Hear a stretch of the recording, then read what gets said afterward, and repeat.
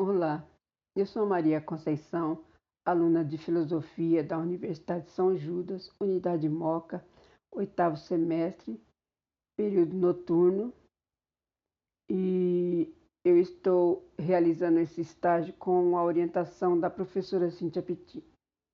Eu vou falar sobre a Apologia de Sócrates, de Platão, parte 3.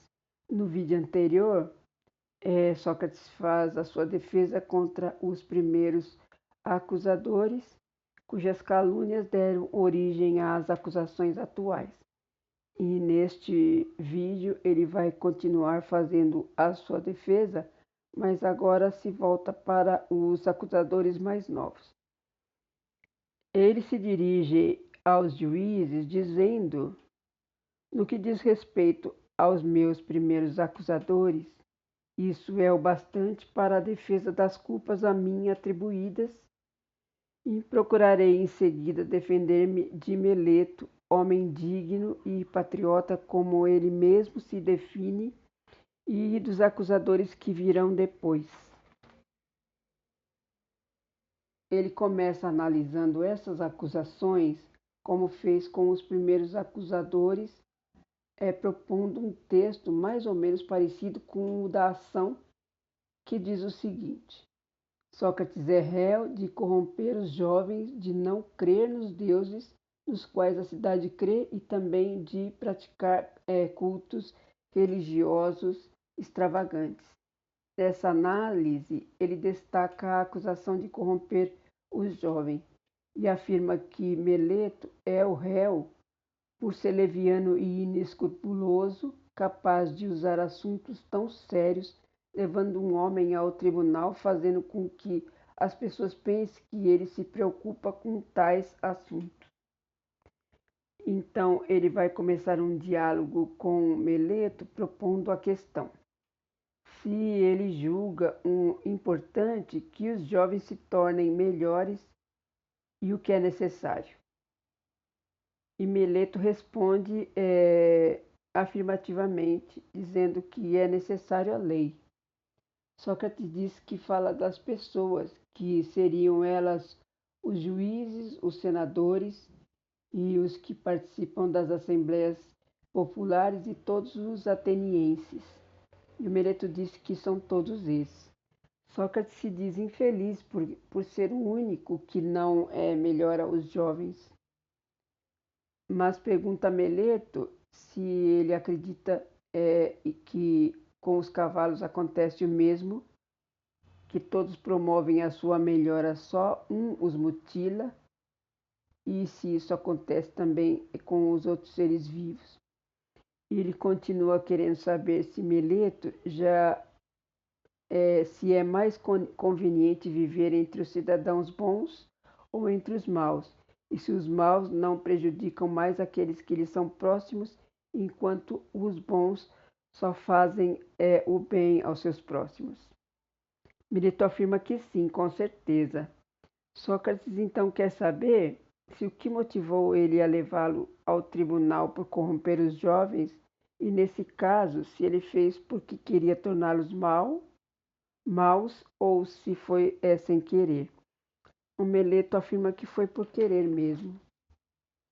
Sócrates então diz que Meleto, mais sábio que ele e ainda muito jovem, não está pensando que ele, com a idade que ele tem, não teria conhecimento de que os maus sempre causam algum mal a quem é mais próximo e que os bons só fazem o bem, ignorando que estaria ensinando isso aos jovens, tornando-os mal e correndo o risco de receber algo mal.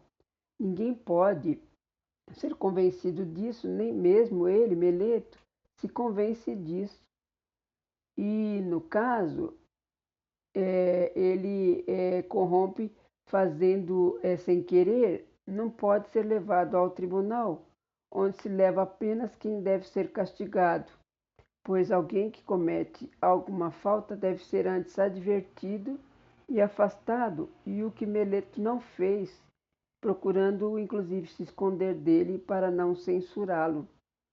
Sócrates diz aos juízes que tudo aquilo lhes parece ofensivo. Quem escreveu tais acusações agiu de forma desrespeitosa. Pareceu que quererem colocá-lo diante de um enigma, expondo-o ao ridículo. O mesmo que se colocassem diante de uma prova, é como se dissessem que Sócrates é réu por acreditar e não acreditar nos deuses. E ele vê como uma contradição de Meleto. Ele continua perguntando a Meleto se existe alguém que acredita em fatos humanos e não em homens, ou na existência de cavalos, mas não em coisas relativas a cavalos, ou em flautistas, mas não na existência de flautas. E Meleto responde que é completamente impossível. Então Sócrates diz, mas se ele está sendo acusado nas coisas demoníacas e ensinando, então ele crê nos deuses, porque esses demônios são filhos dos deuses. E Meleto concorda novamente. E nesse caso, se os demônios existem e são filhos dos deuses, e Sócrates acredita neles, o que parece é que trata-se de um enigma ou mesmo uma brincadeira e querem colocá-lo à prova, porque não se pode acreditar em filho de deuses que não acredita em deuses, ou em filhos de jumentas sem haver jumentas. Sócrates entende que Meleto escreveu essa acusação para colocá-lo à prova ou também porque não sabia o que escrever. Diz aos juízes que isso é prova suficiente para dizer que ele não é culpado das acusações de Meleto e não pretende alugar mais essa defesa. Diz que desde o início existe um ódio profundo contra ele que vem de muitas pessoas e isso tudo lhe causa danos, mas não é culpa nem de Meleto e nem de Ânito. Outras pessoas já foram acusadas e se perderam, mesmo sendo homens valorosos, e da mesma maneira, outros depois dele se perderão. Ele não será o único. Podem até questioná-lo porque ele escolheu fazer algo que o colocasse sua vida em risco. E ele vai responder que não se calcula riscos de vida para se fazer o bem, apenas se enfrenta os riscos sem pensar na morte. E quando foi designado para um cargo em Politeia, pelo mesmo comandante que os elegeu, colocou sua vida em risco cumprindo ordens desse comandante. Mas aqui ele recebe ordem do Deus e, de acordo com o que ele pode interpretar por esta ordem, ele deveria ficar filosofando e dedicando-se a conhecer a si mesmo e também a outros. Ele não teme a morte nem outra coisa qualquer. Diz ele que recear a morte é dizer-se sábio e não ser. E se fosse concedido a ele a liberdade, contrariando Ânito, que dizia que ele não deveria ter sido levado ao tribunal de onde ele não sairia sem a condenação à morte, e se para se livrar ele devesse deixar suas pesquisas e não mais se ocupar da filosofia, ele responderia que ama os atenienses, mas obedeceria primeiro a Deus e continuaria a filosofar enquanto tivesse capacidade, estimulando e censurando quem encontrasse sempre com a mesma fala simples e habitual. Diz que essa sua caminhada foi para convencer jovens e velhos a não se preocuparem tanto com o corpo, com a riqueza e com outras coisas, que é preciso que se preocupem em cuidar da alma para torná-la virtuosa, porque a riqueza não dá origem às virtudes, mas é a virtude que dá origem às riquezas e todas as outras coisas com as quais os homens se beneficiam, seja individual ou coletivamente. E ele vai dizer também que se esta maneira de falar corrompe os jovens, está certo, as suas palavras são nocivas. Mas se disserem que ele usa outras palavras, dizendo coisas insensatas, estarão mentindo. E se por acaso não derem ouvidos a Ânito, absolvendo-o, continuará agindo do mesmo modo, de outra forma, e sendo condenado à morte, não estarão lhe causando dano algum, e a não ser a eles mesmos, e até mesmo Ânito e Meleto não lhe causaram dano nenhum, embora seja grave condenar alguém inocente. E não tirou proveito financeiro na vida, nunca cobrou nada por seus conselhos, não há ninguém que possa comprovar, e isso prova a sua pobreza. E se ele tivesse se ocupado de atividades públicas ou até das coisas privadas, seria considerado homem de bem que luta pela justiça. Agiu da mesma maneira as poucas vezes que se ocupou de atividades públicas, também em relação às coisas privadas e diante do que considerou justo, não cedendo a ninguém, nem àqueles seus caluniadores que consideravam como sendo os seus discípulos. Não foi professor de ninguém, não cobrou por suas falas, nem fez distinção entre pobres e ricos, respondendo a todos que o indagassem, desejando ouvir suas respostas. Por fim, declara que estas são algumas das razões que pôde apresentar em sua defesa e que existem outras, mas possuem o mesmo teor. Não fará súplicas para se livrar das acusações. Ele sabe que os juízes estão ali não para julgar o justo, mas para fazer justiça. E nem também estão para jurarem e beneficiarem quem paga mais, mas para cumprir a lei. E caso ele apelasse para a súplica, estaria tentando convencê-los a descumprir o juramento e a burlar a lei. Acredita nos deuses e deixa a critério deles e do Deus para julgar o que for correto.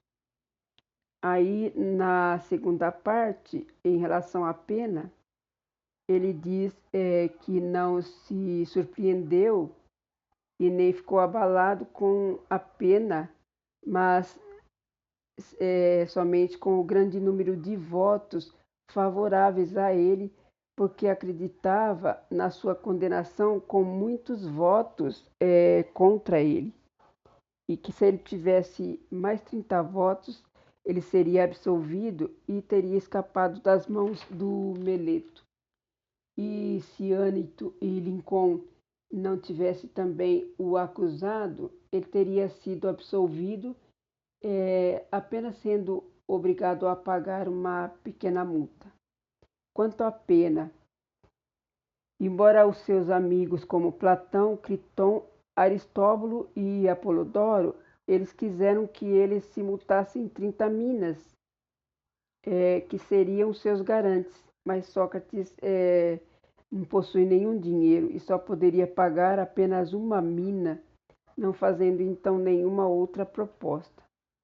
Na última parte, ele vai falar para os juízes que ficarão com fama de ter matado Sócrates, um sábio, mesmo ele não sendo. E se tivessem esperado um pouco, eles seriam favorecidos pela natureza, porque ele já tem bastante idade. Aí então ele se volta para aqueles que o acusaram e vai dizer que eles imaginaram que se perderia em seus discursos, mas isso não aconteceu. Ele não se perdeu por falta de discurso, mas sim pelo atrevimento de se recusar a dizer o que eles gostariam de ouvir. E se antes achava que o perigo não justificava a indignidade, agora ele folga ao morrer após a sua defesa, mais do que se vivesse após ter se defendido de forma indigna. Quanto ao futuro, eles enganam-se se pensam que não serão castigados, porque matando homens não evitam ser repreendidos pela vida, pela má vida. Não, isso não é uma forma honrosa. E aos que votaram pela sua absolvição, ele os chama de juízes. Durante todo o processo, ele chamou todos de atenienses. E esses agora que ele chama de juízes, como eles são mais capazes e são chamados de juízes porque foram extraordinários e que eles sabem julgar. Diz que o que aconteceu pode ser um bem para ele porque não acredita ser a morte um mal. E refletindo junto com eles, diz que a esperança de ser um bem morrer porque pode-se nada sentir, ou tratar-se apenas de uma mudança, uma emigração da alma para outro lugar e chegar ao Hades livre. Desses que se intitulou juízes, não vai encontrar com nenhum, mas vai encontrar com juízes de verdade. Que eles devem ter esperança da morte e considerar que para um homem bom não há mal algum, nem na vida e nem na morte. E por fim, ele se despede, dizendo que é chegada a hora de partirem para a morte, para a vida e ele para a morte, que quem segue melhor destino é segredo para todos, menos para a divindade.